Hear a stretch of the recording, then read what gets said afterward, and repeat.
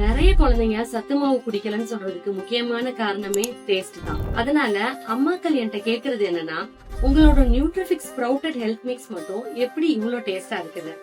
வணக்கம், நான் ஐஷா, நியூட்ரிஃபிக்ஸ்ல இருந்து. நம்ம நியூட்ரிஃபிக்ஸ் ஸ்ப்ரவுட்டட் ஹெல்த் மிக்ஸ் தயாரிக்கும் போதே டேஸ்ட் அண்ட் எனர்ஜிக்காக 20% நட்ஸ் சேர்க்கிறோம். ஆனா டேஸ்ட் மட்டும் போதுமா?